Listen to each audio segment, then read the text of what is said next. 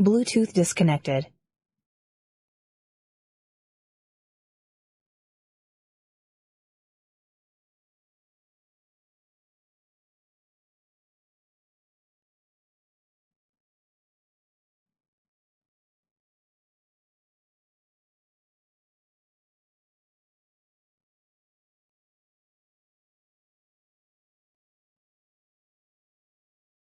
What it do, Felicia Fee? Shout out to you. Appreciate you pulling up. L Boogie Reacts in the building.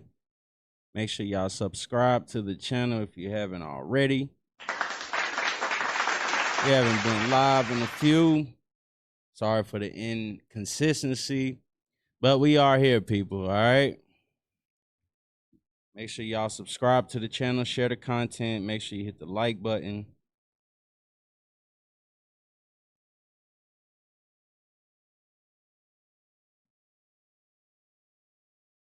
All right, let's go. We was looking for a few more things to react to today.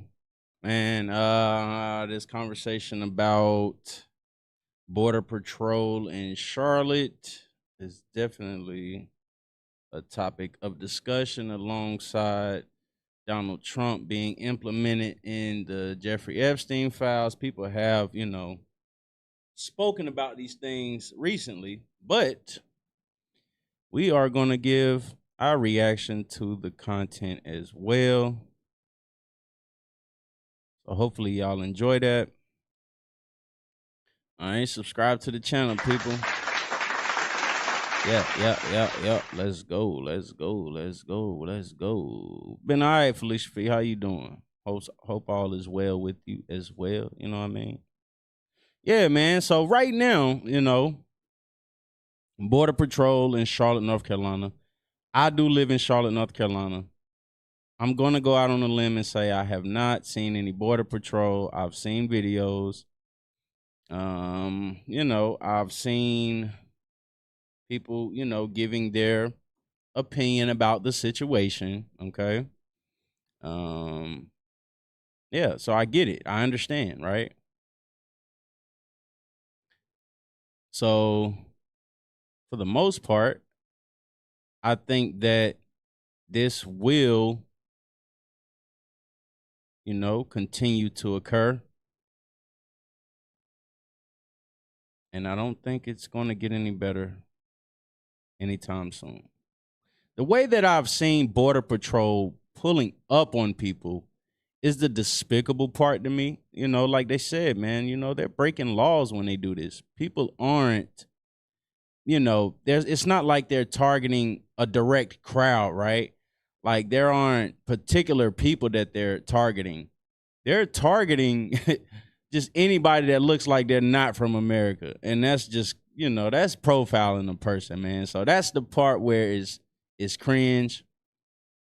From my understanding, school was canceled or the students were let out early today in Charlotte, North Carolina. In Mecklenburg County school system. My students are not in Charlotte Mecklenburg schooling system, but they said that they did let the kids out. So we're just gonna pull a couple of clips real quick. Let's see if I can share this to you all.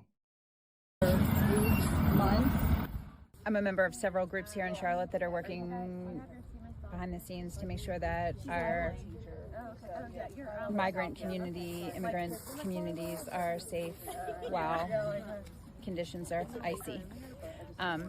So I'm here along with a bunch of other concerned people to make sure that families feel safe, that children get home safe, and that families know that they don't have to come out and put themselves at risk while this is happening. Very coordinated effort. What do you think about that? Like that effort to do this?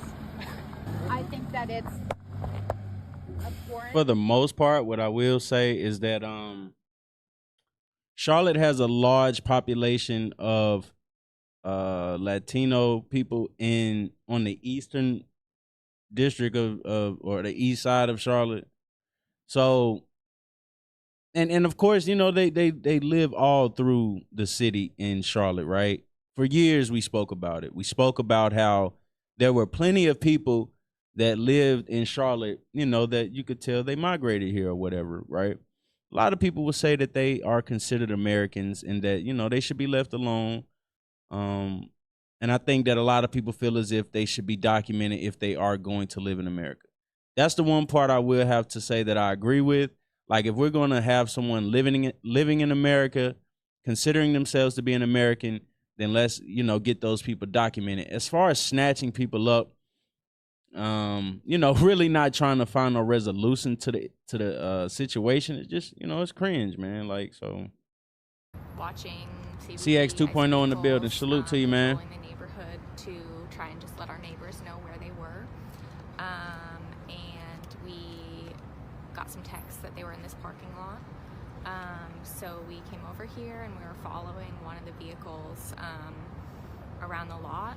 And they were kind of trying to lose us. And there were, eventually we saw Josh's black vehicle right here, and we were both together, and then all the ICE vehicles started kind of closing in, circling, and they blocked him. Yeah, in, that's East Charlotte. And So like I said, they have a larger population on the eastern side of Charlotte. This is definitely East Charlotte. This looks like Eastway and Central. Oh yeah, man, Wendover. at that point, I didn't see that part. Somehow when they blocked him in, he was out of the car. They blocked him in over there. They blocked him in, like, I don't know how many feet away. Is that a football field away from us? But it do not worth it. He was able to Appreciate you pulling up. Drive over here, and they were following him with their sirens and lights on. They're not police officers.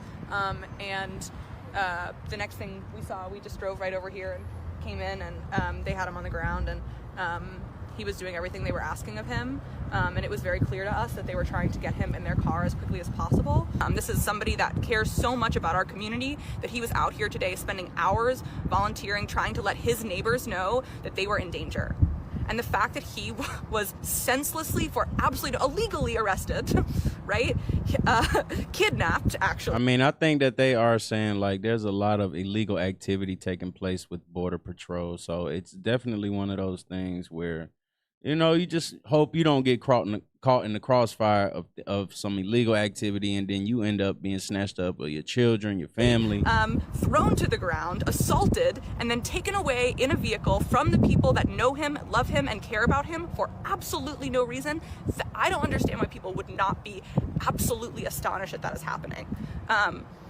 People said that I continue to believe that one day that everybody in this community will recognize that any of us could be him. He is all of us. We are all him. And this could happen to any of us, regardless of our race, socioeconomic status, citizenship. This is happening to everybody in our community. And I don't understand why anybody would be any less than outraged. I do have to agree with that one right there. I definitely have to agree with the fact that, that people can, eventually end up in a situation like this where, you got federal agents just pulling up on you, hopping out, asking you for your identity. That's like some Gestapo shit for real, man. It's really like some German shit, like some things that happened in the 1940s over there in Germany. Okay, that's what it's starting to feel and look like.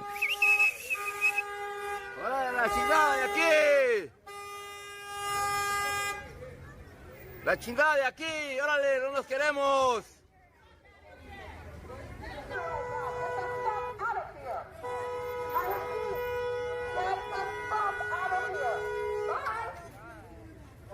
Walking around, AR-15s, faces covered, looking like the military, like, just harassing the hell out of people. And then, snatching up people. They might be snatching up the the American citizens as well, like, it's starting to look a little cringe. What the fuck are you doing? Border Patrol! Border Patrol is out! Warning!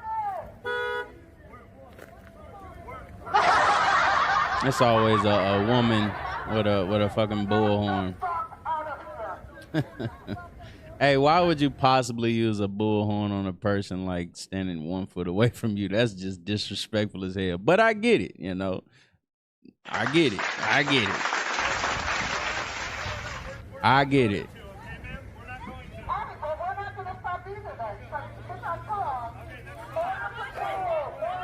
No vengan aquí al compadre, raza.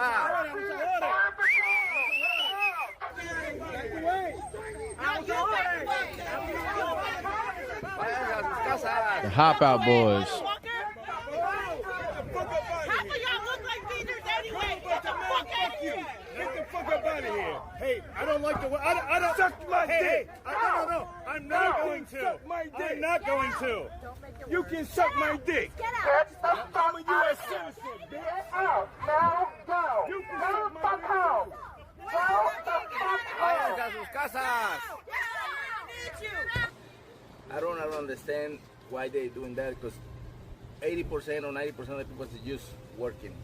They just want to work to support their families. They don't understand that. They're not criminals. I think that's cool, right? That is cool. If you over here to support your families, that's cool. But I think what got out of hand in America, and obviously there's multiple different nationalities, ethnicities in America. It's extremely diverse. It's a melting pot, right? What I think that the things that are simultaneously happening in America is that there's a overdose situation, a big issue, really. Like, a lot of people are being strung out on drugs, and then the communities of the Latinos are being blamed for it. Okay, they're saying that, you know, the drugs are coming from Mexico, different countries. Okay, and so I think that kind of falls in line with it. That's just my personal opinion. Okay, a lot of people are dying from drug overdose. The chemical imbalance of different drugs. Like, I think that definitely has something to do with it. And then, of course, crime. To blame it all on the Spanish community or the Latino community, no. You know, I completely disagree with that part, because I feel like that can happen in all different, you know, spectrums of America, right? Some things you can't see, but the things you can see with the naked eye, then obviously it looks like one community is being the most destructive. Kind of how they do black people, you know. And then you got a lot of black people right now like, hey, you know, they're not stepping in situations where we needed them or whatever. Or, you know, when obviously we were going through something in America and, you know, we needed someone to stand alongside us. They were nowhere to be found. You know, they're going to remain quiet. They're going to kind of make their attempts to blend in with the opposite community as well. So a lot of people, you know, a lot of black people from the community, they're not with it. They like, hey, to each its own at this point. Like, this is your problem. We're going to just sit on the sidelines and watch what, you know, comes out of it. Not going to say I completely agree with that, but I do understand where they're coming from with it as well. They not go through the criminals. They go through the innocent people. They are afraid of the criminals. Immigration afraid from the criminals. That's why they should go. From the criminals. Police and immigration get the criminals, not innocent people. Like 90% of people, workers, good workers. They just want to work. They don't understand that. The government, they don't understand. They also have families. I don't know. It's kind of sad. It's hard to make that distinction, though. You know, I think that's where the issue lies. I think that's where it becomes sensitive. Okay. But yeah, a lot of people are not agreeing with what's going on with ICE. So we did have a video we wanted to play that, you know, it was in regards to Charlotte. There are new details coming in on what city might be next, actually, the next target for ICE and Border Patrol in the president's immigration crackdown. Sources now tell CNN that the Trump administration's top border official is expected in New Orleans early next month. Raids in North Carolina have been ongoing. More than 200 people have been arrested in Charlotte, North Carolina over the last 3 days. And it's not just Charlotte. Federal agents have also been seen in Wake and Durham counties. CNN's Diane Gallagher is in Charlotte tracking all of this for us. What is the latest that you're picking up, Diane? You know, Kate, we are in East Charlotte where many immigrant-owned businesses and immigrants in the city tend to live. And if I am quiet for just a moment, you hear nothing. It is dead out here. The businesses are closed. There are not people walking on the streets. We didn't see kids waiting at the bus stop. And that's kind of how you can describe the city of Charlotte right now. We're on day 5 of this, quote, Operation Charlotte's Web from Customs and Border Protection. And you can see the chilling effect across the city. Citizens, undocumented people, who all say that they just feel uncomfortable right now being in their city. Now, you mentioned that the operation has sort of moved beyond Charlotte's city limits. We're talking about 2.5, 3 hours north there in Wake County and Cary and Durham and Raleigh, but also in the neighboring cities of Charlotte right now. The Huntersville mayor saying there's been activity in her city right now. We are looking at what the effect has been here. The school system saying that, again, on Monday, more than 30,000 students were absent. That is nearly triple the average number of kids. So they are seeing this effect. DHS says so far they feel like they're having quite a fruitful operation here, talking about those more than 200 arrests. People in the community, though, say they are going to continue fighting back. At the Mecklenburg County Board of Commissioners last night, they passed a resolution saying they... The report on this one comes, I'm going to say, today. Definitely today. Someone definitely did say something about the students getting out of school early, and then they're saying 30,000 plus students absent on Monday, So with that being had, and then today is Wednesday, then you hear school is being released early based on this situation. Yeah, man, it's one of them things that it's going to happen, okay? We're going to have people that,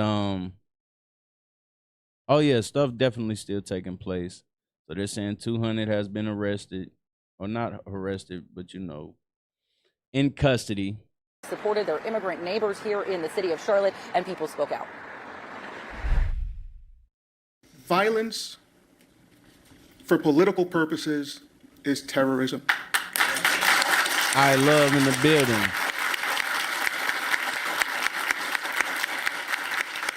What is happening in the streets of Mecklenburg County is not public safety, it's not security, it's meant to instill fear.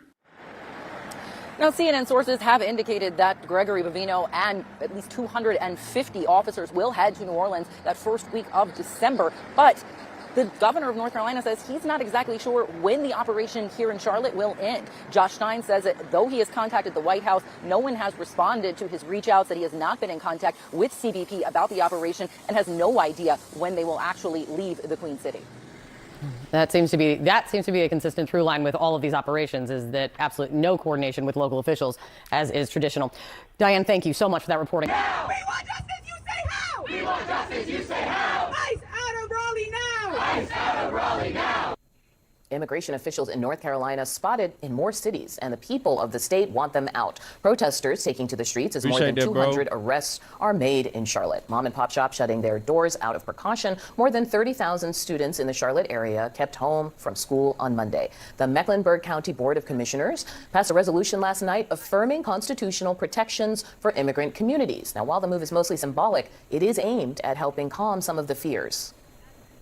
I feel fear just for being Latina, and I asked one of them why they had deceived us. They had told us they were going to look for criminals, but they are not looking for criminals.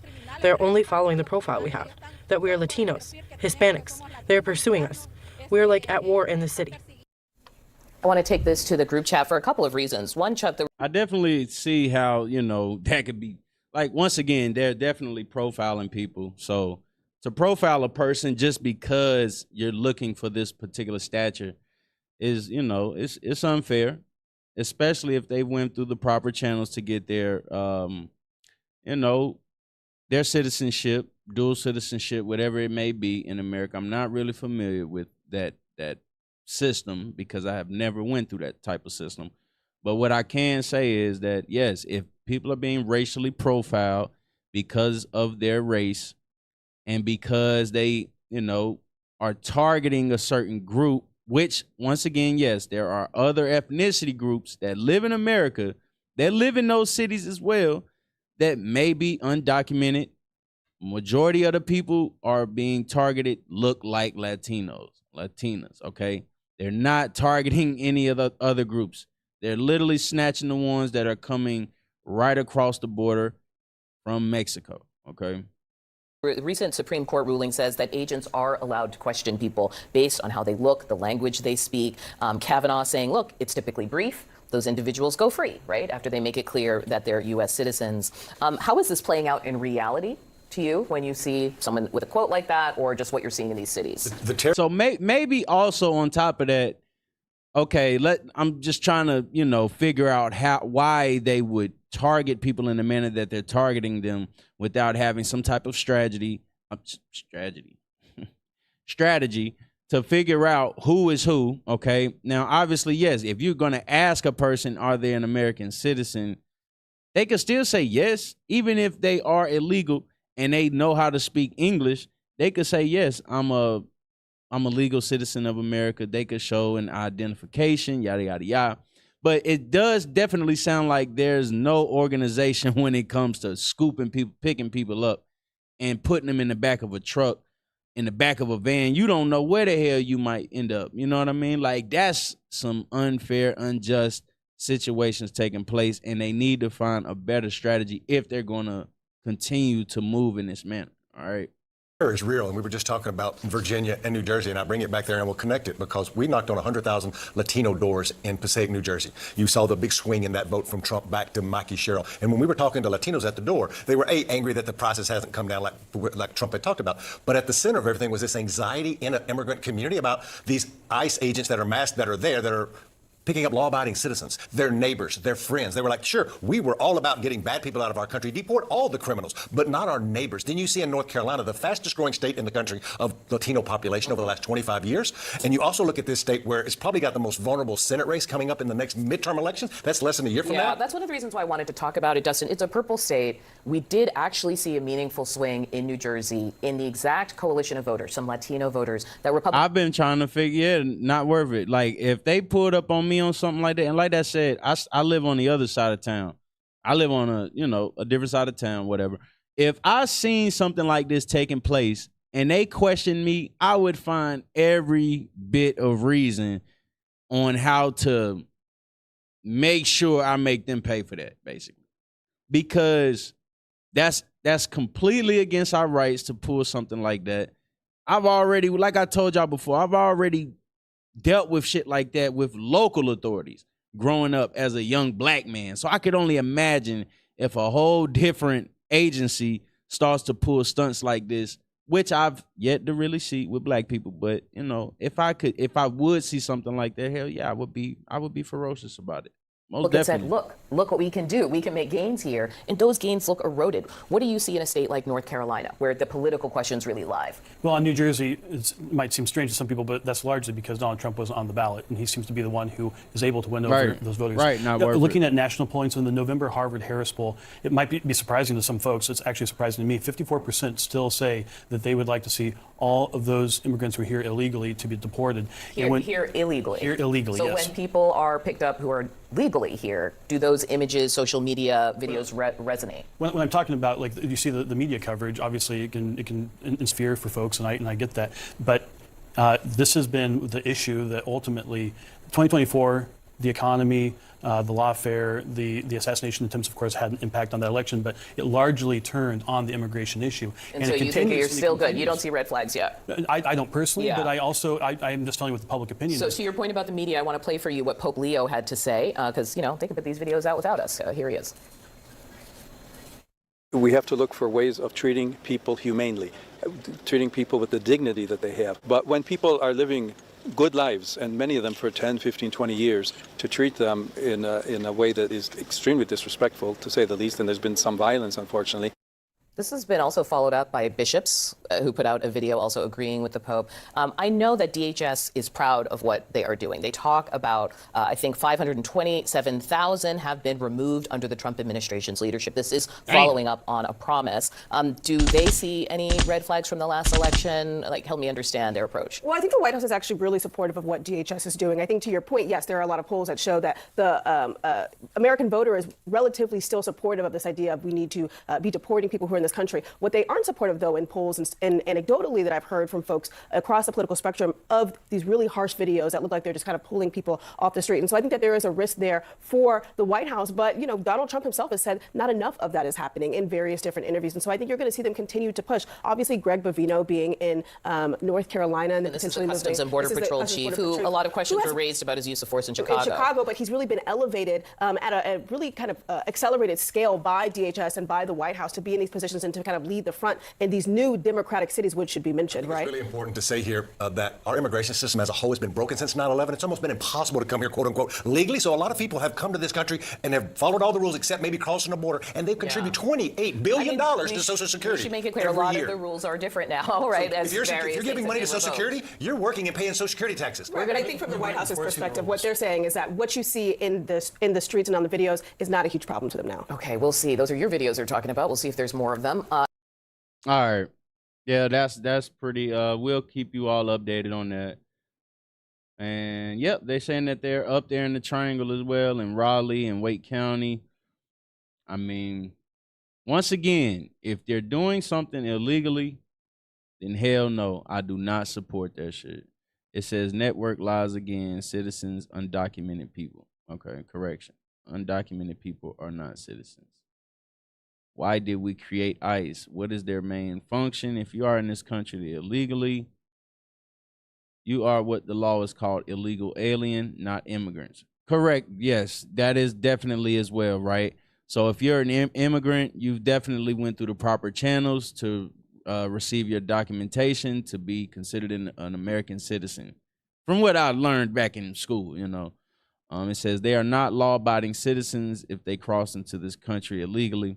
I remember there was a situation in Charlotte one year where a teacher, he had strapped up, put a vest on, and he went and robbed made an attempt to rob a trailer park. And just me being a citizen of Charlotte, like, you know, you kind of go to the trailer park sometimes, or like you might, you know, go past them or whatever, and you can see like that's kind of like where a lot of that is taking place. And it was a big situation basically, right? Like it was a lot of drugs involved. It was a lot of murders involved. I think that teacher did lose his life or ended up in prison. I can't really remember. I can't remember off the top of my head, but I think he lost his life, if I'm not mistaken. And it was based on like an illegal situation, like an illegal alien situation type deal. So it's one of those things, once again, like I said, drugs are involved, money's involved. I think there's a lot of different factors that weigh in on a subject like this to where people get. He was ambushed at the trailers by arriving cartel members. Yeah, okay, appreciate you, bro. Thank you for that right there. That's what I'm talking about. So, yeah, like, situations like that, you hear things like that, and then you think about where people defend that type of shit, right? Like, oh, they should be in America. Hell no. I don't want that type of shit around me, man. That's one of the things, like, and somebody even recommended to me, like, yo, don't talk about the cartel type, you know, conversation. And I don't, per se, you know, because I understand they're around us, hidden in plain sight. You really can't tell who they are. You really can't, people, okay? And on top of that, once again, I don't want that type of shit around me. I don't want that around my kids, my family, my friends, nobody. Because it's heinous acts taking place. A lot of bullshit is taking place behind that.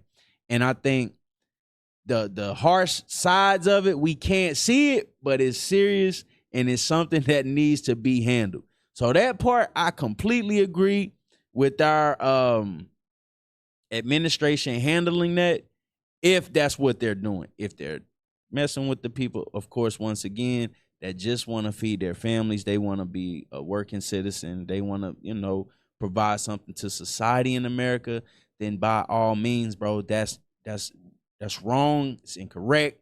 Let's move past that part. You know what I mean? Like, let's not do that to the people who bring something to America, especially if they went through the proper channels, okay? All right. We're going to head over to Young Don Reacts.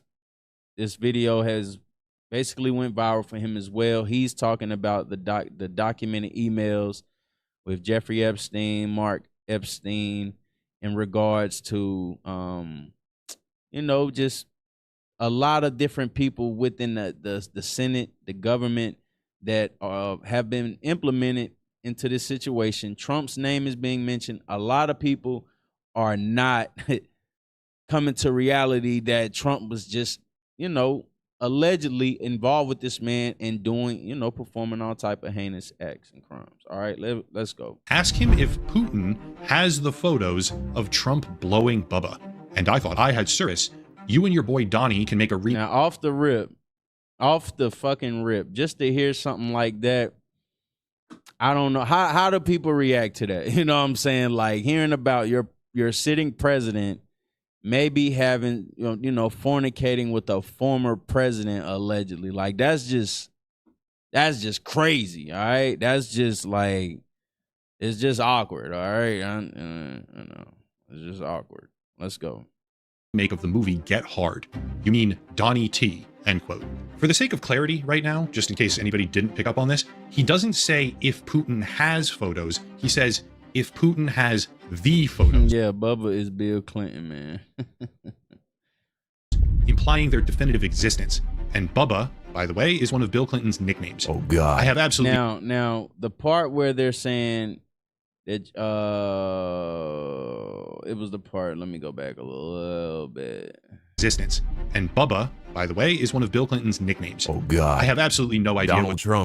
Donald Trump might have been sucking Bill Clinton. Putin has photos. He says if Putin has the photos, implying their definitive existence. All right, so that part right there where they were talking about the photos, right? They say, do you have the photos or do you have some photos, I think. I always keep forgetting. My bad, y'all. Photos, implying their definitive existence. And Bubba, my bad. Pick up on this. He doesn't say if Putin has photos. He says if Putin has the photos, implying their definitive existence. And Bubba, by the way, is one of Bill Clinton's nicknames. Oh, God. I have absolutely no idea. Donald Trump might have been sucking Bill Clinton's dick? Jesus. Hey, that's just the weirdest shit I've heard in a long ass time, man. Like, you think they over there just doing, terrible things to other people because, they say they have documented, victims. But to hear that they're performing the acts on each other as well, it's just like some when in Rome, do as the Romans do type shit, man. The worst of the 20,000 Epstein emails. Video by Upper Echelon. So as you've probably heard, over 20,000 emails have been leaked by the Jeffrey Epstein estate. And we are going to take a look at the 21 worst ones out of the 20,000 that seriously implicate Donald Trump. And honestly, after going through these emails, I don't know how anybody can continue to support this man as the president of the United States. I mean, he's already given you so many reasons to hop off that train if you're still on it. And people still want to defend Donald Trump, okay? Now, add to the fact that it's not just about performing sexual acts. It's also about the things that we currently see with the Border Patrol situation, things that we've heard about where money's being given to other nations, siding with foreign policy, and so many different other things where you just look at it and you're like, nah, man, like you're compromised. At this point, I would have to say that our president looks compromised. And that needs to be handled accordingly. We need to make sure that, because when we continue to see a person that just, straggle along, even while all of these allegations, whatever, are coming out, it just doesn't look right. This is what they say when I think that's why foreign policy is so powerful, is because they understand all of the compromising situations that our government has been implemented in. After this, there is no excuse. After this, you are somebody who supports someone who allegedly does some really vile shit with underage people, man. Really vile shit. Let's go ahead and check this out. These are the top 21 things that I believe are most interesting, damaging, and shocking from all of them. Here we go.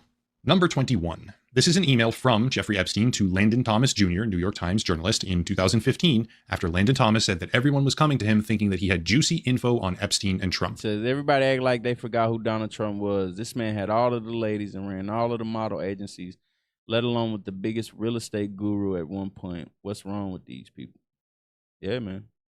Quote, read the BuzzFeed Read My Airplane Logs in Hawaiian Tropic Contest / have them ask my houseman about Donald almost walking through the door, leaving his nose print on the glass as young women were swimming in the pool, and he was so focused he walked straight into the door. Like a fucking animal. End quote. Not the most salacious thing in the world, to be honest. Right. Distracted by young women in a pool. But I figure we might as well start slow at the beginning. Right, yeah, this is the light shit, but still, it just tells you what kind of guy this guy is, man. He has no self-control. He was like, and just walked straight into a glass door. Interesting. Number 20. Contained in the very same email thread about how people assumed there was juicy info, Epstein also says, quote, would you like photos of Donald and girls in bikinis in my kitchen? End quote. Still nothing explicitly wrong with that per se, but certainly a step up in severity. Yeah, definitely, especially for a married man, right? But we all know that shit don't matter when it comes to these guys. That is, Epstein offering ambiguous or potentially compromising photos of Trump to a reporter. Right. Number 19. This is where things get much more complicated. Okay. Donald Trump has long maintained that he's... So is it safe to say that we can kind of pinpoint as to what may have occurred with a guy like Epstein and the alleged hanging in jail? Like, we can kind of see where it's going at this point. I think he knew what was taking place with these emails. I think he, of course, already knew that he would be implicated in situations like this where you're looking at women in bikinis fucking just weirdly looking at women in bikinis. They're saying you did things to former sitting presidents, and like, can't we kind of see what happened to Epstein at this point? If not, then you just, you've yet to remove the wool from over your eyes. Split away from Jeffrey Epstein entirely in the early 2000s. There's been multiple contradicting reasons directly cited for that breakup, let's call it, but all of them occur between 2004 and 2007. At least that's what we've been told. Yeah, that's what they want us to believe, that Donald Trump and Jeffrey Epstein haven't associated with each other in almost 2 decades. In an email thread from an unknown redacted sender as of 2017, a visitor was on their way to Epstein's house, notably the second floor of Epstein's house, which is where prominent victim Virginia Jeffery specifically indicated the massage tables were, and the bedrooms with cameras were documented in evidence photographs, aka the place where abuse occurred. This unknown person went to meet him as part of an exchange where they asked for a door code, while Epstein says that the house is more private for a meeting.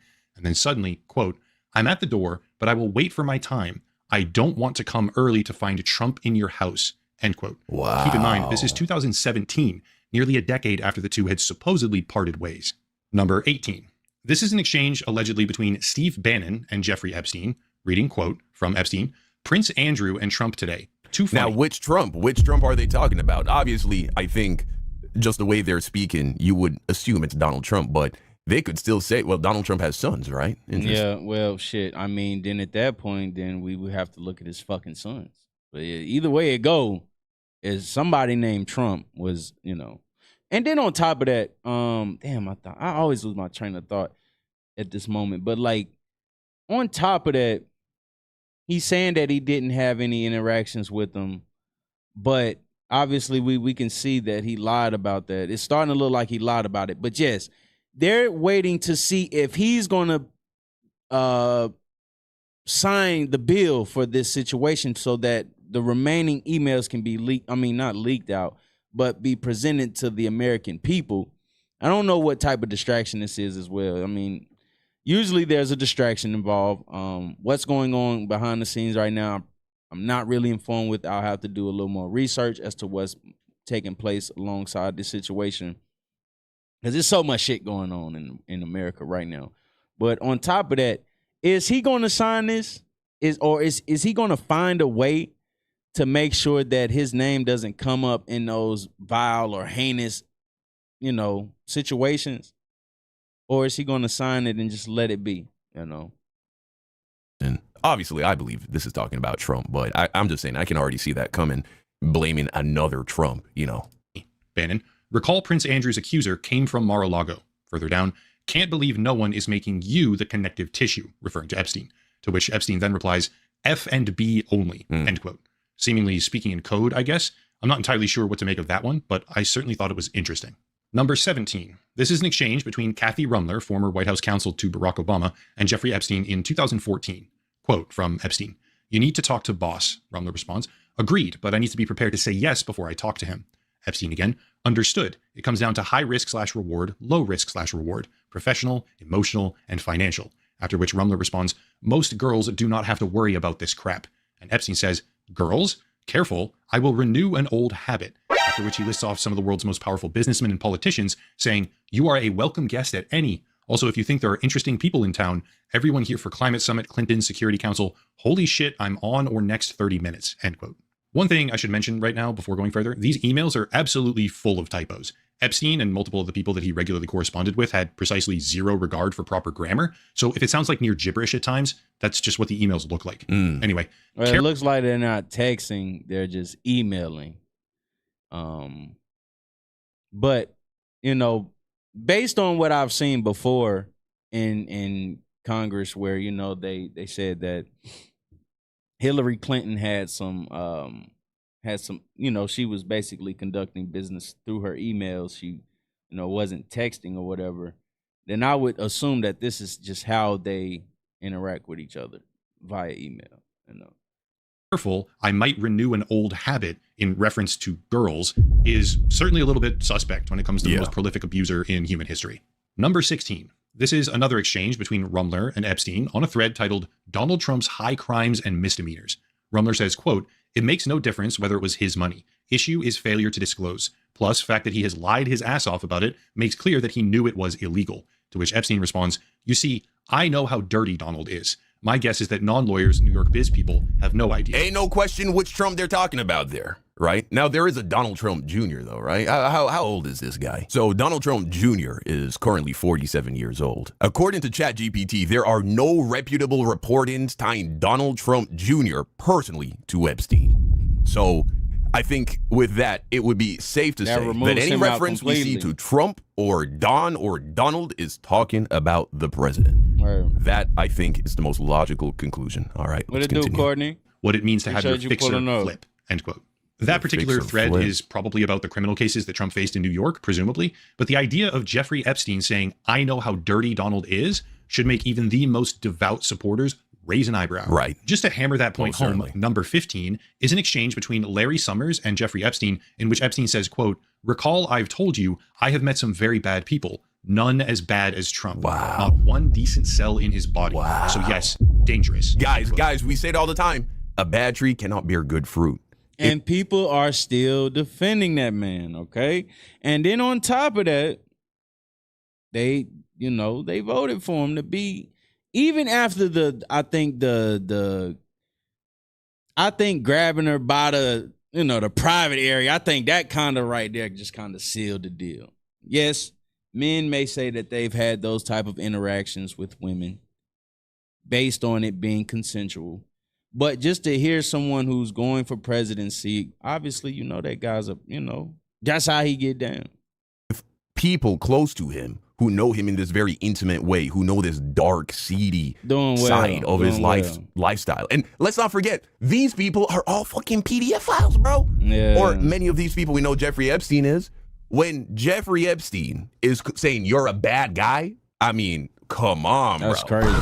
Come on. There was a movie, I forgot the name of that movie with Channing Tatum. And that movie is just weird when it did come out. Basically, how they were using the perfume to drug the women, and then they would bring the guys in there paying them. The men were paying Channing Tatum basically to molest those women, to abuse those women, and then they would forget all about it the next day, and they just continuously do it over and over and over and over and over.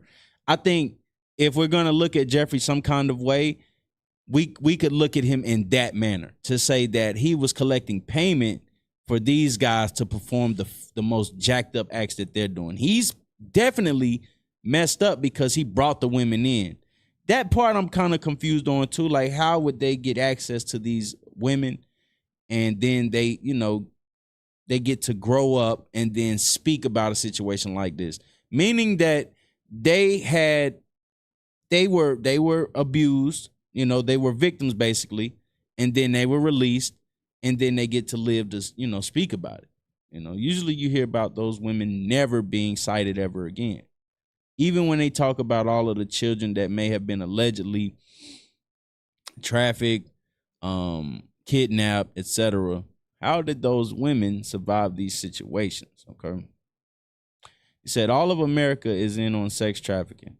It's America's biggest secret in Israel, and everybody has sleeper cell, which are celebrities using them to blackmail the United States. And I have heard these situations. I have heard about these things. So I'm going to say allegedly. But yeah, I have heard about these particular, you know, situations. I've heard about other countries having slaves. Like there's some countries you go to, you have to be extremely careful because they will, you know, make their attempts to remove you, you know, kidnap you and then put you on that blade, you know. Ideally, at this point, the gravity of the situation is beginning to present itself, but we are truly, genuinely only just beginning to scratch the surface of how bad this is getting. Number 14. This is another chain between Epstein and a redacted correspondent, which says, quote, it will all blow over. They're really just trying to take down Trump and doing whatever they can to do that. Which Epstein replies, it's wild because I am the one able to take him down. Wow. Let me pose a question here. Why is it that Epstein, at the end of 2018, shortly before he was arrested the second time and then died under suspect circumstances, why is it that he's during the Trump administration at that explicitly saying, I'm the one able to take him down about the sitting president of the goddamn country? Yeah. Just food for thought. Now for an even what kind of dirt he has on him, we know it's bad. Crazier one. Number 13. How many people remember this right here? The weird Bill Clinton painting that Epstein had with blue dress and red high heels? Anyone? Okay. Bro, I have never seen this. Jeffrey Epstein had this hanging in his house, a picture of Bill Clinton posing in a dress. Oh, God. Oh, God. Something tells me this was based off of a real picture. Yeah, and because like you can, I don't know, you can kind of base it off of like the face, like he was the sitting president at that time, based on that face right there. And like he said, a lot of people, I mean, might look at it and say, man, they just painted that or whatever. But they have been continuously mentioning Bill Clinton's name when it comes to the rape allegations, and the, you know, the heinous crimes being performed. Well, keeping in mind that this painting was owned by Epstein and hanging in his Manhattan home, let's take a look at this particular email thread between Jeffrey Epstein and Mark Epstein, his brother, in 2018, which says, quote, how are you doing? All good. Bannon with me. This is 2018. Donald Trump was president between January 20th of 2017 and January 20th of 2021. This email was sent in 2018, a year after Donald Trump had already been president the first time. Ask him if Putin has the photos of Trump blowing Bubba. And I thought I had Cyrus. You and your boy Donnie can make a remake of the movie Get Hard. You mean Donnie T, end quote. For the sake of clarity right now, just in case anybody didn't pick up on this, he doesn't say if Putin has photos. He says if Putin has the photos, implying their definitive existence. And Bubba, by the way, is one of Bill Clinton's nicknames. Oh, God. I have absolutely no idea. Donald Trump might have been sucking Bill Clinton's dick? Oh, my God. The degeneracy goes so deep, man.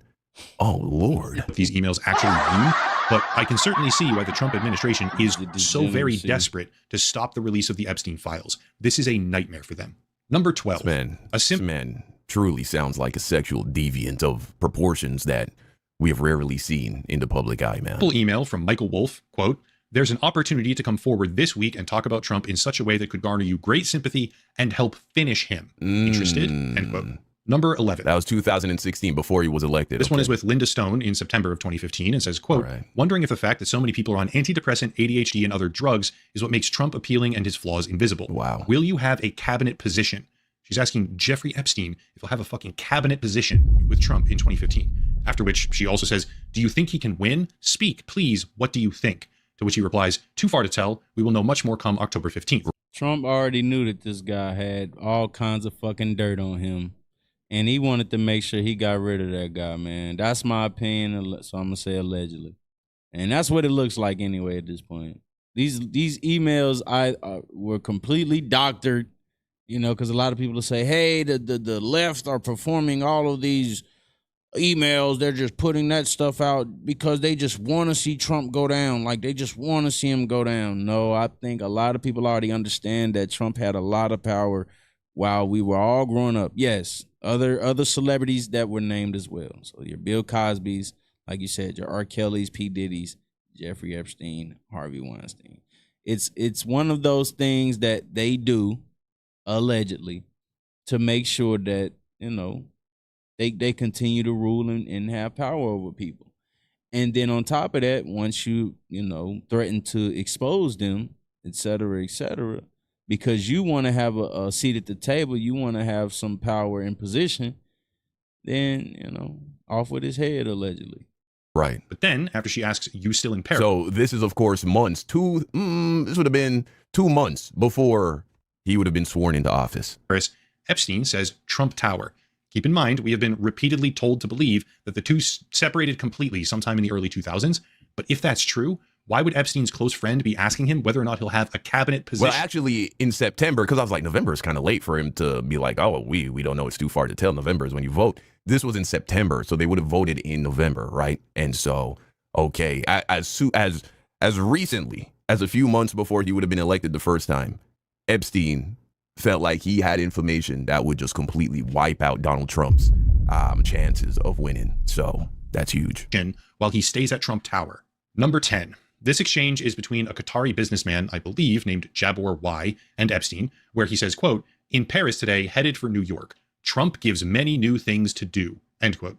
Once again, casting a very long, very deep shadow over the idea that these two men parted ways a decade earlier and never spoke again. Sounds like they were talking right up till the election, the first election of Donald Trump. There's a lot of corroboration. Wow. And so the fact that it looks like he lied about that's also very damning. Why did Trump want to put that much distance between him and his relationship with Jeffrey? Right. I think it's more than bad PR. I think it's because this man is nasty. Tale, that story, that talking point that they've been giving for like 20 years is not true. Number 9. Once again, Epstein. I used to have this video saved on my Instagram and I can't locate it anymore. But it definitely talked about this being, and it also involved another nation, the one that a lot of people like to, refer to with the small hats. And it was basically explaining how they have this blackmailing system, okay? And they're saying Epstein is of that community, of the small hat community, right? So this is one of the things that takes place in their circle, okay? So from my understanding, powerful people continue to reign and have power because they have dirt on other powerful people. And they use it to the best of their abilities to get money out of them, to have seats in Congress or to be able to be a part of someone's cabinet. All right. So this is a system that they use is blackmailing, basically. This is what Diddy was referring to when he said, hey, I have videos on powerful people that I could use, to continue to have power, to get money out of those people. A lot of the people that even were down with Diddy when it came to the music industry, they were on the same tip when it came to speaking about it in that manner. Like, hey, I never got paid. The guy was doing, jacked up things. He was talking from a very flamboyant, very powerful standpoint.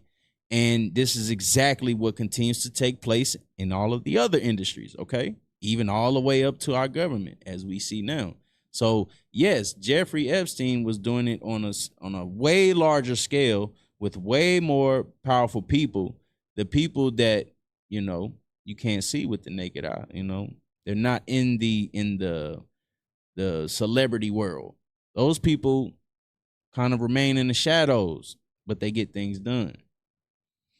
And so that's the part that if it does come out, if we do start hearing those names and we understand who they work for or who they work with, then that would be a compromise, and that could be a breach in our system as well.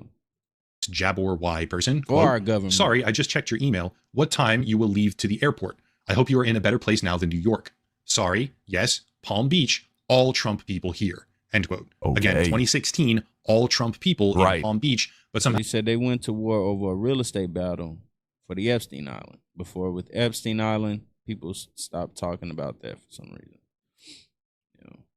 And I heard that the Epstein Island was the Nickelodeon symbol as well, allegedly. And then they had a very weird guy over there as well. I forgot his name. That was recently implicated in some heinous acts towards children. The same with Diddy. The same thing was said about Diddy, allegedly, that he had these underground tunnels and, he was performing all these heinous acts. None of that stuff was technically brought up. He wasn't implemented on those charges. I think Diddy was really just one of those guys who had to be humble. I think that was a humbling act that we saw take place in media. That was just one of those humble yourself, you know what I mean, and stay in your place. You can make your attempts to create more power for your structure, but it's not going to be allowed. And it's all alleged. It's all conspiracy, people like to say. And I hate that word when it comes to things like this, because a lot of things could be speculation, can be conspiracy, even with Donald Trump, right? Like, people are going to say this is all, bullshit. It shouldn't be one of those things used to go at a man. But I mean, you'd be a fool to just believe everything that the fucking news tells you, the mainstream news, who are also of the small hat people, who are also of that same blackmailing system that I was just referring to a little earlier. So let's keep going. How the president knows nothing and about. This would have been after he already won. This would have been because he was sworn in January 2017. But remember, the election, it's over in November. By November, we know who won. And so this would have been a whole month, essentially. The next month after, we would have known that Donald Trump was about to be the president. And him and Jeffrey Epstein still seem to be very buddy-buddy, at least based on this communication. Now, it's important to note, these aren't communications between Jeffrey and Trump, but why would he be talking about all this shit? Like, it's just fiction? It just doesn't make any sense. Him and never spoke to him. These emails were never supposed to be seen by anybody else. Since 2004. None of it adds up. Number 8. This is between Epstein and Tom Barrack or Tom Barack, however you say that. Closely connected fundraiser and senior advisor to Trump's campaign. Just keep that in mind.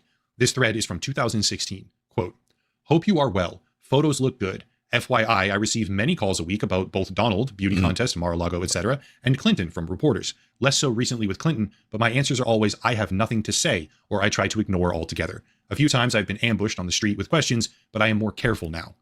Also, relevancy, right? Like, we know that this would have been the most relevant topic of discussion with a guy like Epstein, because once again, he's trying to get become a part of the cabinet. He wants to make sure that he can, get this guy on some blackmailing shit, implementing him in all types of different crimes and heinous acts.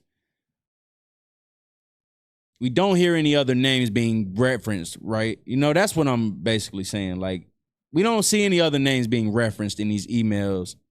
But once again, there's 20,000 that they say that they have that they want to get released. We just got to wait and see if it's going to happen. I mean, it's kind of like cut and dry at this point. Now you just want to kind of put your finger on who's involved with what they're dealing with, who they're, But there's one name being mentioned multiple times in multiple different followed by, emails. "Send photos of you and child. Make me smile." Sure, that could be innocent. Right. Send a few wholesome family photographs, but A, this is Jeffrey Epstein that we're talking about right now, and B, this is communication about Epstein refusing to answer incriminating questions between him and Trump's own senior advisor in 2016. Yeah. 7, good old Landon Thomas comes back around here with an email exchange that appears to be warning Epstein, reading, quote, "He is digging around again. Not clear if it's another book or expanded paperback version. Was asking me all sorts of questions about why you hired Ken Starr. I told him I had no idea. I think he is doing some Trump-related digging too. Anyway, for what it's worth." End quote. Why on earth is a New York Times journalist warning Jeffrey Epstein, giving him a heads up that someone is looking into him and Trump? Why is that happening? Right. And Why is that happening at that time? That's why that Trump year? was talking shit Number about 6. the NY Yeah, Times. shouldn't be concerning if you have nothing to hide. Landon Thomas to Jeffrey Epstein, quote, "He is scaring the shit out of me now. He could well tank the global economy. Can Barack talk sense to him anymore? Maybe it's time for you to jump in now. Given how he is throwing caution to the wind in such epic fashion." Now, this is in 2018, right in the middle of Trump's first presidency. "Why wouldn't he take your call? Give it a shot." To which Epstein replies, "He feels alone and is nuts. I told everyone from day one, evil beyond belief mad, and most thought I was speaking metaphorically. It's obvious he could crack." Wow. Stormy Daniels, lies after lies after lies. Jeez, man. The world's most notorious sex trafficker, okay, directly referring to the sitting president as evil beyond belief. Number 5, inexplicably, apparently emailed to himself from another account he controlled, Epstein sends a very long list of names. Rothschild, Rumler, Churkin, Schumer, Rockefeller, some names we know, some names we don't, across a wide range of political affiliations and business sectors. But that email is titled List for Bannon Steve, and it was sent in June of 2019. 1 month later, Epstein faced his second arrest. So there we go. All right. Once again, there go the names being implemented. Allegedly. I'm going to say allegedly. Very strong people. People that I damn sure don't know, you know. I can almost guarantee these people have a lot in common when it comes to power and structure, okay? And like they said, 1 month before his arrest, before his second arrest, and then we all know what took place after that. Right after you mention names, right after all of the sitting president allegations, he gets arrested. I don't know what that list is for. I don't know all the people that are on it, right? I don't recognize all these names, but I can tell you that this is a tiny little fraction of the files that are being withheld from the public, and that the level of discrepancy between what we now see in black and white correspondence versus what the current administration has been incessantly claiming is unignorable. They are not. Yeah, you don't want to be in an email on a list. Your name doesn't want to be on a list coming from Jeffrey Epstein alongside names like Rockefeller. Huh? Rockefeller. Come on, man. Telling the truth. Number 4, now for some of the most damning things, okay? Okay, this is the bad shit? It was already fucking bad. This is the bad shit now? Okay. 18 email thread between Epstein and Thorbjorn Jagland. We can see, quote, "I think you might suggest to Putin that Lavrov can get insight on talking to me. Vitaly Churkin used to, but..." Now, which Putin are we talking about? Are we actually talking about the leader of Russia? This is that Putin? After which Epstein continues later. I wonder if that's why Trump is so chummy with him. "Churkin was great. He understood Trump after our conversations. It's not complex. He must be seen to get something. It's that simple." End quote. Let's get something straight right now, okay? This is email evidence in 2018 of Jeffrey Epstein, who has repeatedly claimed explicitly to hold compromising information about sitting President Donald Trump, talking to the former Norwegian Prime Minister, and saying that he coached Russia on how to handle Donald Trump. Wow. I don't care who you are or what politics or loyalty or affiliations you have. That's a fucking problem. Number 3. These last 3 are some of the most common. They're the ones the mainstream media have been fixating on, I guess, the most. But there's a very good reason for that. Okay. From Epstein to Ghislaine Maxwell, quote, "I want you to realize that the dog that hasn't barked is Trump. Virginia spent hours at my house with him. He has never once been mentioned, police chief, etc. I'm 75%. Yeah, Trump definitely, he didn't say nothing about Diddy neither, so. There, to which Maxwell replies, "I've been thinking about that." Now, it's important to understand that this woman, Virginia, she, you know what I'm saying, went the way of Jeffrey Epstein, apparently.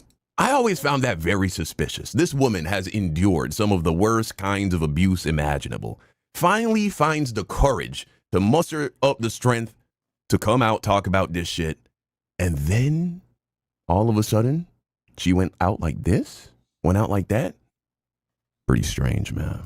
Number 2, email to Michael Wolff, quote, "Very convenient is all I'm saying. Very convenient for Donald Trump, who apparently spent hours alone with her. I wonder what they were doing, playing Scrabble." Blank, Virginia Giuffre, we know that because of context now. Blank worked at Mar-a-Lago. She was the one that accused Prince Andrew. Trump said he asked me to resign. Never a member ever. Of course he knew about the girls, as he asked Ghislaine to stop. Right. End quote. And then lastly, why would he ask Ghislaine to stop? If they're just, getting jobs as being masseuses, that's not so bad. Yeah. 1, the big cheese from Michael Wolff to Jeffrey Epstein. This is the one, guys. This is the one. Brace yourselves. 2015, quote, "I hear CNN planning to ask Trump tonight about his relationship with you, either on air or in scrum afterwards." Epstein replies, "If we were able to craft an answer for him, what do you think it should be?" Why the fuck would they be able to craft an answer for him is the real question. And then finally, quote, I think you should let him hang himself if he says he hasn't been on the plane or to the House, then that gives you a valuable PR and political currency. You can hang him in a way that potentially generates a positive benefit for you. Or if it really looks like he could win, you can save him, generating a debt. A debt? A debt? The only way you're generating a debt is if you have some real juicy shit to hold over his head. Definitely. Guys. Of course, it is. That money, man. You know, once again, there is a system that consists of a nation of small hats that create these situations like this to make sure that they have dirt on people in our government, on people in entertainment, in news, media casts, et cetera, et cetera. That's by design. It's not something that just happened and then it no longer exists. No, these things continue to occur because that system is in place to make sure that that nation continues to run shit. Does that make sense? Does that make sense, people? Put a one in the chat if that makes sense, okay? It's possible that when asked... This is why he's been blocking. I mean, we all already knew. Why would he campaign on releasing the files? And then the administration, the Trump administration, these MAGA Republicans have jumped through every hoop imaginable to block the files from coming out. They told us there were no files. The files, it's a hoax. Say Jeffrey is a great guy and he's gotten a raw deal and is a victim of political correctness, which is to be outlawed in a Trump regime, end quote. Those 21 emails, okay, I'll just let people kind of mull over and unpack those for themselves. Those 21 emails, although in proper context, I am absolutely positive that there's more, let alone the rest of the files that are being suppressed and withheld, but by this overtly corrupt administration. Those 21 email threads, let's call them, are the notable standouts of the latest Epstein document release that I saw. It's only going to get worse. And if you go back across the saga thus far, these emails make it abundantly clear, overwhelmingly clear, that pretty much everyone involved has been lying through their teeth the entire time, and that the truth is absolutely horrific for Donald Trump. Like I said before, this is a developing story across many months that I'll talk about to the bitter end over and over, but for now, that's it. If you want to support the channel... Man, look, I don't think anybody's still holding out, hoping that Donald Trump wasn't entangled in doing this nasty, evil shit with these underage girls. I think you are fucking delusional. Yeah. What happens next? What happens next? They need to release all the files, man. Yes, they do. Yes, we need to hear the files. We need to see the files. We need to know what's going on because this definitely looks like a national security type of, situation. Very big issue. All right, let's pull this Trump and right Epstein. here, and then I'm gonna get up out of here, people. Let's go. We're besties. We've all seen the pictures of them. We saw the birthday book. Why are y'all more interested in talking about Stacey Plaskett than Trump's relationship with the man? When did y'all become so moral? This is absolutely ridiculous. Maybe you should be more concerned about those sex tapes that we still haven't gotten access to. Maybe you should be more concerned with the fact that the president, his name is mentioned in the files. We've seen pictures of them. Crockett exposes Trump Epstein friendship as grand old party targets Plaskett. Yes, I did see where they were targeting Plaskett. She's a Virgin Island Senate, if I'm not mistaken. We've got Representative Crockett from Texas for 2 minutes. Thank you so much. This is Delegate to United States House of Representatives, Stacey Plaskett. a distraction to take away from the fact that the Guardians of Pedophiles is literally trying to protect pedophiles. The president is a convicted felon and an accused sex offender. Stacey Plaskett hasn't been accused of either. So what are we actually here talking about? Trump and Epstein were besties. We've all seen the pictures of them. We saw the birthday book. So why are y'all more interested in talking about Stacey Plaskett than Trump's relationship with the man? When did y'all become so moral? Because I can remember when y'all wouldn't sign the discharge petition. All of a sudden, everybody wanted to vote for this, but you wouldn't sign the discharge petition.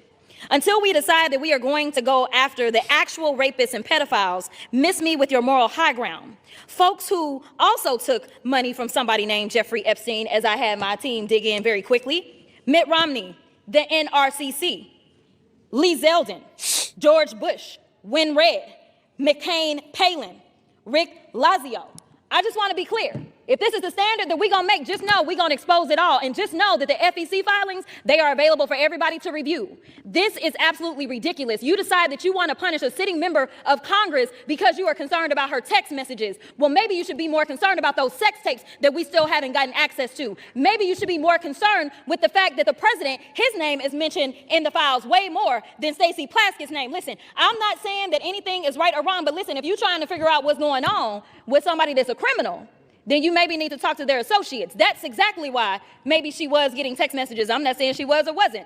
But considering the fact that they were talking to another associate of the president's and maybe she needed intel, you'd have to go talk to somebody that maybe knows what he's up to. Time has expired. Thank you, Mr. Speaker. I thank the distinguished gentleman, my good friend from the great state of Maryland, the ranking Democrat on the Judiciary Committee, for yielding. I rise today in strong opposition.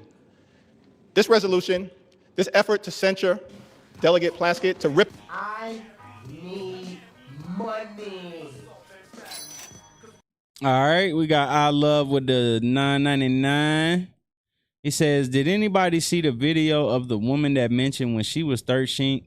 She says Donald Trump raped her. The video literally has been going around, and she was interviewed during the Charlie Kirk assassination. Yeah. Hey, man, someone definitely told me to bring that up today, so I appreciate you, I Love, for bringing that up. Let's pull that up. Let's pull that up. Let me go to my files. Appreciate you bringing that up, man. That was definitely a topic of discussion. You brought it up at the perfect time. And someone definitely said, hey, man, are you going to talk about this? So, yeah, let's go ahead and talk about it. All right. If I'm not mistaken, this. Okay, here we go. This is very sensitive content. Hopefully it doesn't show anything too, vulgar, because then they're going to, All right. Because the first night that I was there, Tiffany actually suggested that, and she had a whole bunch of different. All right, there we got a photo with the young girl. I'm assuming that is her. That is a wild ass picture. That's a wild look from a sitting president currently. It's just wild, okay? Wigs, and I expressed interest in them. I always told her that I would love to walk around with blue hair, and so I tried some on, and there was a blonde wig that she said that looked great on me. So I wore that wig, and Donald Trump had specifically asked about me because I remind him of his daughter, and she said, well, she's 13 as well.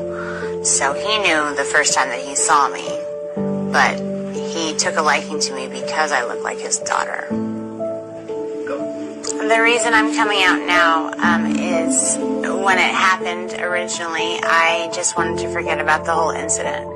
And when I saw that he was running for president, I felt it was my responsibility to come out and tell our country what kind of man this person is. I don't know what's happening. I'm drowning in the madness. It's getting dark around.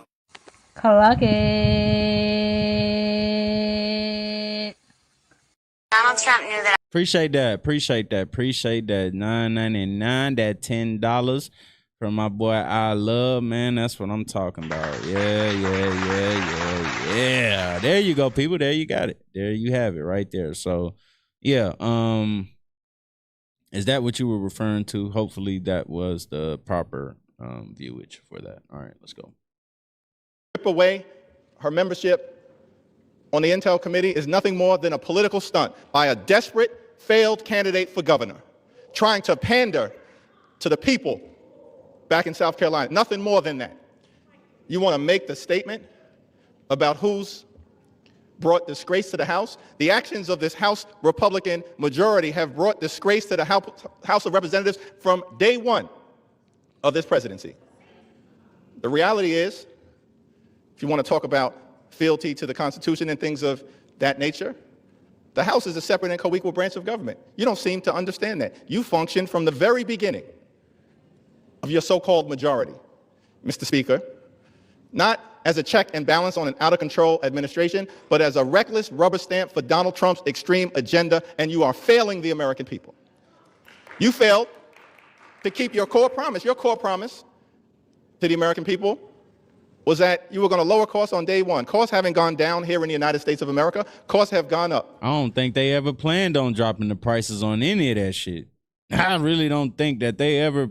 I don't know why people don't understand. Like, the prices of things will never go down. You might get discounted, but it ain't going down. Like the retail price ain't going down. Isn't going down. The Trump economy is a complete and total failure. It's a disaster. The American people are hurting. It is, man. It is. And so every week, you come to the House floor now that you've returned. I don't give a damn if you're on the left, on the right, in the middle, up, down, all the fucking round. I don't care where you stand at in your political standpoint or your views on policy. This guy has created a weird situation currently in America, a disastrous 4+1 years currently. Like, it's just out of hand, okay? And I'm going to say it's also because this guy was a freaking celebrity before he became a president. He's compromised, man. He's got too much baggage. He just has too much going on, man, okay? They like to put people in policy, in politics who, have some type of connection to these sick fucking individuals who blackmail people for, power. From your 7-week taxpayer-funded vacation and come up with another stunt to try to distract the American people. Or perhaps you were ordered by your puppet master, Donald Trump, who wants to distract the American people today because his effort to suppress the Jeffrey Epstein files has failed spectacularly. We believe in transparency. We believe in accountability. We believe in due process. That's the opposite of what is happening on the floor today. And let me be very clear about Stacey Plaskett. She's a woman of great intelligence and a woman of great integrity. And she deserves better than what she's receiving from House Republican extremists. She deserves the opportunity to be heard. She deserves due process. She deserves the ability to make her case, not to be prosecuted by petty foggers, playing lawyer on the floor of the House of Representatives. Google that if you don't know what it means. The so-called Freedom Caucus want to lecture us about proceeding at this moment. The actions that you continue to engage in will have consequences. Consequences today, consequences tomorrow, consequences next week, consequences next year, and certainly consequences when the American people throw this House Republican majority out in the aftermath of the election next November. Be very careful about the extreme actions that you continue to engage in. It seemed like every 10 years or so, though, or every 8 years, you could say that, we go Democrat, Republican, and they all kind of just point fingers and shit like that. Man, I ain't falling for that, man. I'm not falling for that stuff, y'all. I just can't, man. I really think that we'll continue to just be in a predicament when it comes to this government. And continue, they'll continue to lie to us about things, and we'll just keep fighting, but it won't make any difference because we continue to allow the same people in that system to function and thrive against us. That's extraordinary to me. Week after week, censure after censure, and I wonder, is it just coincidence? At the last 3 censures we've had on the House floor happened to involve, first, you tried to censure LaMonica MacGyver. And then, Mr. Speaker, Republicans tried to censure Ilhan Omar. And now we're on the floor, and you're trying to censure Stacey Plaskett. What is it exactly that those 3 individuals have in common? House Republicans are going to have to answer for the extreme things that you continue to do. And the American people know. This is a phony majority. It's a fake majority. It's not a real majority. Republicans aren't doing anything to make life better for the American people. No, they're not. And that's why we're on the floor right now. That's like I said, but then once again, neither does the left, okay? The left just got out of office, okay?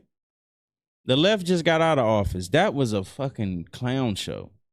I don't know what's worse, this Donald Trump shit or the freaking Joe Biden's administration, okay? Even when that lady was running for president, what's worse? They've obviously shown that they cannot be trusted. So the things that we continue to speak about in a manner as if one side is going to make the other side better. It comes to show that they're toying with us and that they look at us as if we're weak-minded, non-intellectual, unintelligent, and sheeple of America, okay? Foreigners look at us that way. That's my opinion. Maybe that's just my group.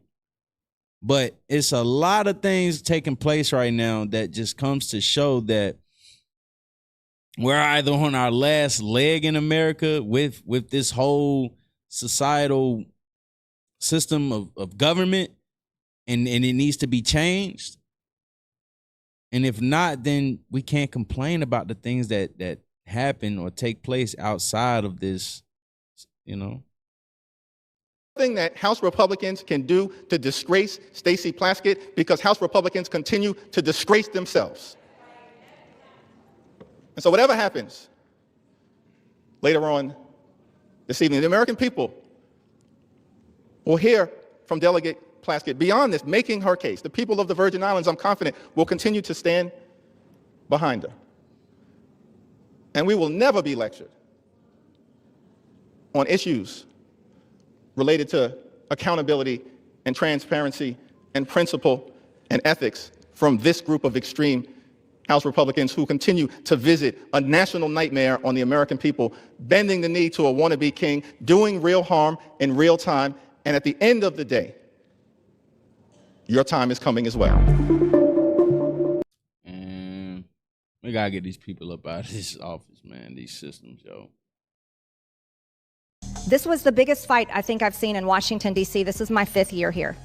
And this was a fight that we should have never had to wage. It should have been the easiest thing for every single member of Congress. It should have been the easiest thing for the Speaker of the House. It should have been the easiest thing for the President of the United States to release all the information, every single file, on behalf of these American women. And we, especially the 4 Republican members of the House of Representatives, we should have never faced intimidation and threats for us to get this vote to come to the floor. Never forget, there were 4. Thomas Massey, myself, Nancy Mace, and Lauren Boebert. We had to sign a discharge petition, and we had to fight through intimidation, and we had to endure it for months to push that discharge petition finally to 218 to get this vote to come out. And I remain dedicated to my promise to read those names here on the House floor if those women ever find them in a place that it needs to be done. Gentleman from Kentucky is recognized. Mr. Chairman, may I inquire as to how much time I have? You have 17 minutes remaining. I yield myself 2 minutes. Gentleman is recognized for 2 minutes. Mr. Speaker, today's an extraordinary day in this chamber. If my colleagues will vote for this measure, we'll see justice triumph over politics. Truth will triumph over deception and obfuscation. Transparency will triumph over dark money. Partisanship will fall away to bipartisanship. Grassroots, the people, will reclaim the people's house with this vote. It's going to be a victory for survivors, not just survivors of the Epstein sex trafficking scandal, the 1,000 survivors that exist. Some of them are victims. They're no longer alive. Some have committed suicide. They share one thing in common. Their youth was robbed from them. Much of their lives were robbed from them, but they're claiming it back. We're going to help them claim that back. But it's not just a victory today, if this vote prevails for those survivors. It's a victory for every person, man or woman, boy or girl, who's been victimized sexually in this country. Anybody who's been a victim of sexual assault, or maybe they've been victimized by a family member. Maybe it's not a billionaire, but they're all waiting and watching to see what we do today. Mm-hmm. They're wondering, if I go to mom or dad, will anything happen? If I go to the are they gonna get rid of all the people they just genuinely don't approve of or don't appreciate in this system? Is that what's destined to take place? Because you can get to a point where you're like, yeah, man, hey, let's just get rid of these people, and let's clear our names or whatever. Or they might not have no implication in it, so they're like, yeah, by all means, let's get these people up out of here. Sheriff, will anything happen? Well, we have a chance today to make something happen, something that's not happened, something that should have happened decades ago, and that is to get justice for these victims and survivors and transparency for America. That's what this vote is about today. And I reserve the balance of my time. Gentleman from Kentucky reserves. The gentlelady from North Carolina is recognized. I reserve. Gentlelady reserves. Gentleman from Kentucky is recognized.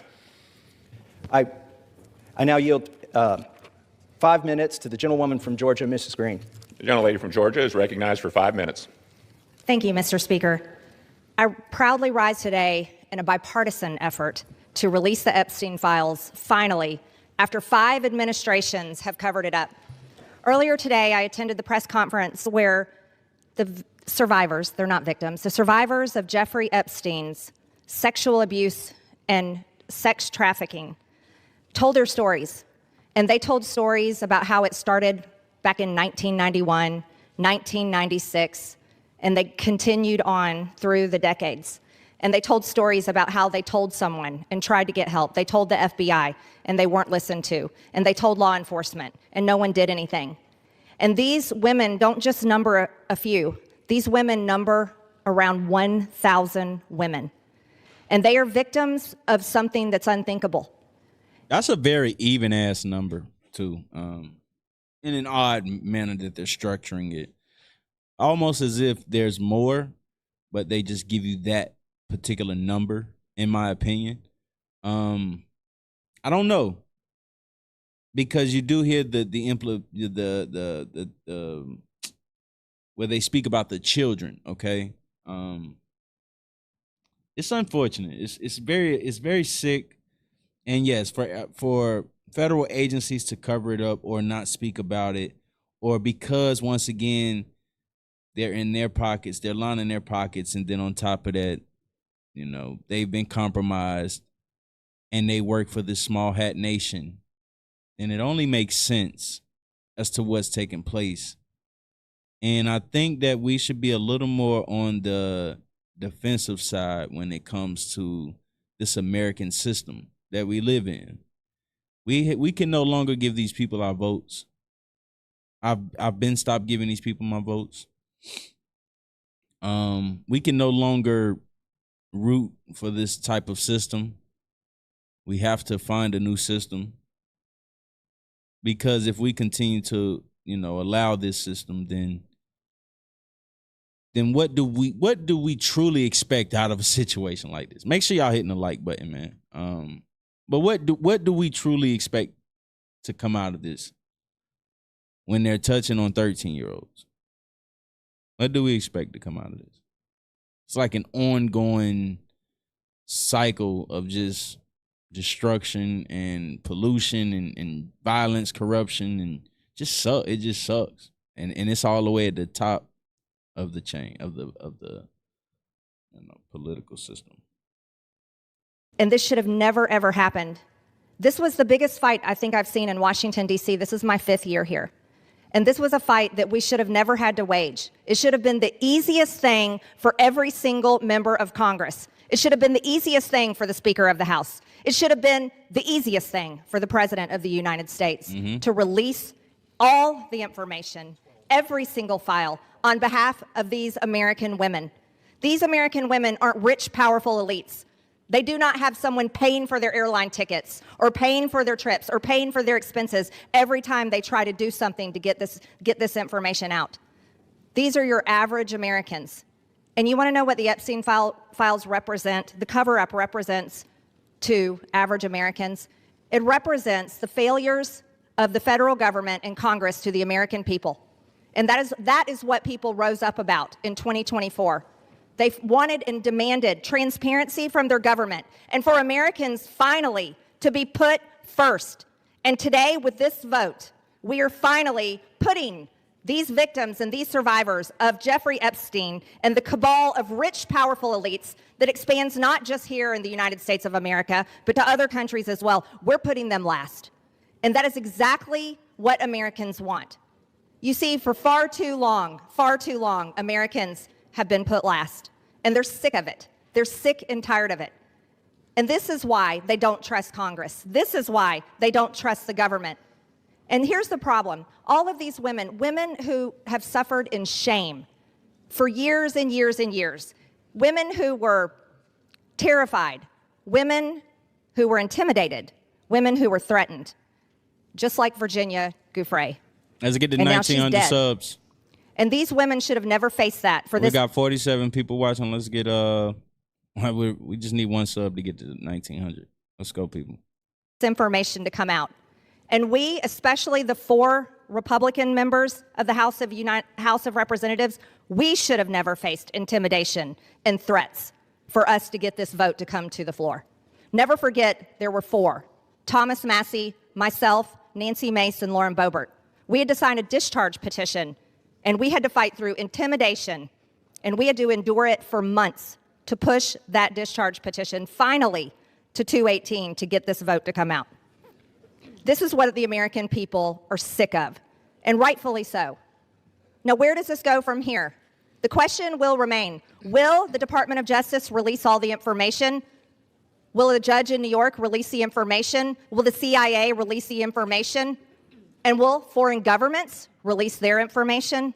Or will this continue after this vote today be a cover-up of the rich, powerful elites that bond together in sex and human trafficking abuse and all types of global business that enriches them but never serves Americans?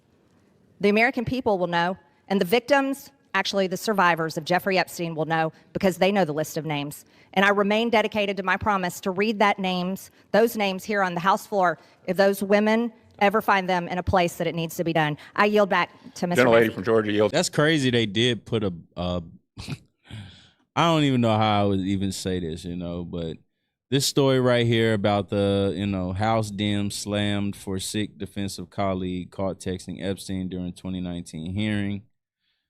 They would. I'm gonna say that, they would put this on a black woman. I'm just gonna come out and say it. Hey, it would be a black woman. Okay, I'm sorry. I want to give them another headline, which is that they've arraigned a Democratic member for taking a phone call from her constituent, Jeffrey Epstein, in the middle of a hearing. And of course, I don't think there's any rule here against taking phone calls in a hearing. But now what I will say is that if she's guilty, damn it, she's guilty. But yes, let's follow due process. Let's make sure that people are getting their let's make sure that they're going through the proper channels to be tried and held accountable. Let's find out what their situation was like. But from what I'm hearing, it was one of those situations where he was possibly funding her campaign. Okay. It says Representative Jamie Raskin, Democrat of Maryland, was ridiculed as dishonest and sick after arguing from the House floor that his former law school student and colleague was only taking a phone call from her constituent when she was texting disgraced financier Jeffrey Epstein during a 2019 House hearing. Republicans on Tuesday, led by Representative Ralph Norman, Republican of South Carolina, introduced a resolution to censor, I don't know that word. I've never seen that word. Censure Delegate Stacey Plaskett for inappropriate coordination with convicted sex offender Jeffrey Epstein. That already looks crazy. A convicted sex offender, which it says reflects discreditably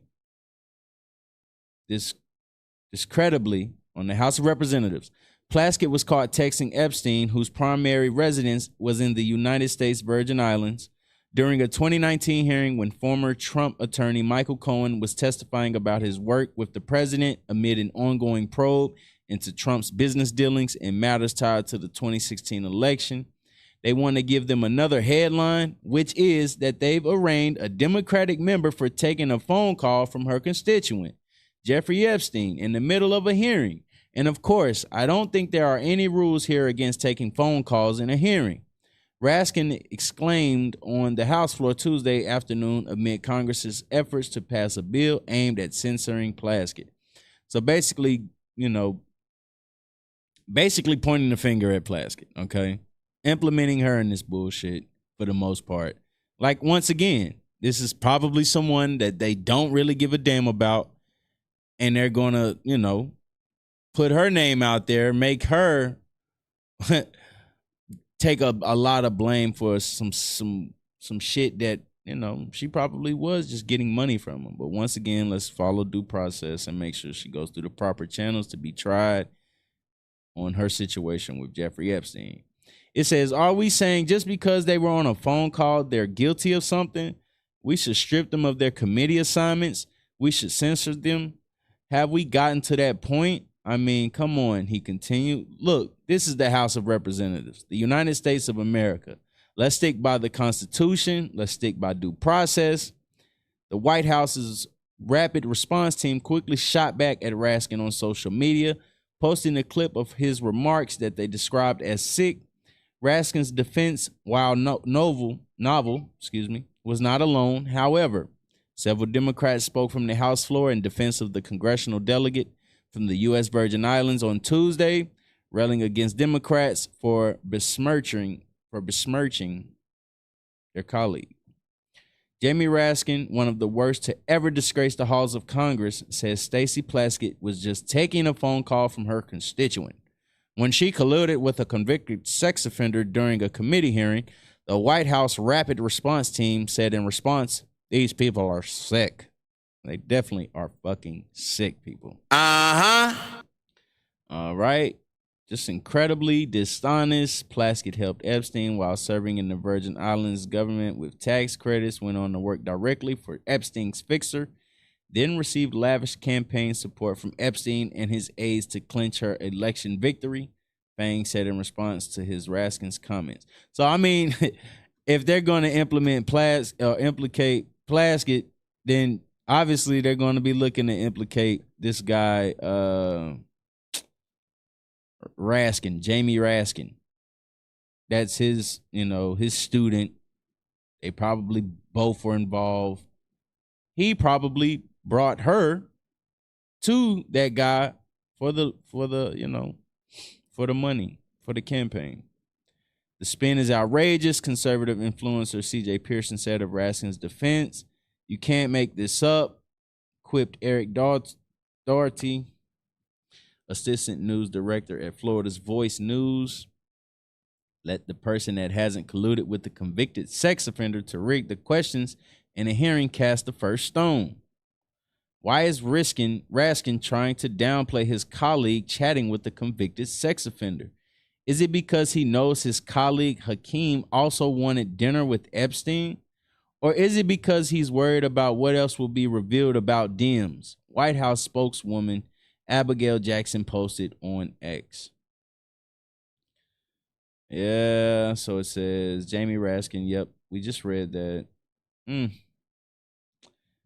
It's a lot yet to be heard and to be seen, but I think we will continue to be updated on this particular subject. This has definitely been one of the heaviest topics of discussion alongside Charlie Kirk. So I think that in the near future, we will, get a glimpse of whose names will be dropped, whose names will be mentioned. It's like, they're not saying, hey, everyone's involved. They're saying some people are involved. They have been implicated. We're going to reveal those names. But for the most part, you can't just look at it and, kind of just point at a person and say they were involved with it. But yeah, for the most part, I think that's it. I appreciate everybody tuning in. Make sure you hit the like button and subscribe to the channel, people, if you enjoyed what you just watched. You can also leave a comment to let me know what you did or did not enjoy, or what part you did listen to and get some type of information from it. I know that this is one of those very popular discussions currently where everyone's talking about it. So you can get this news from anywhere, but you chose to get it from me. I truly appreciate that.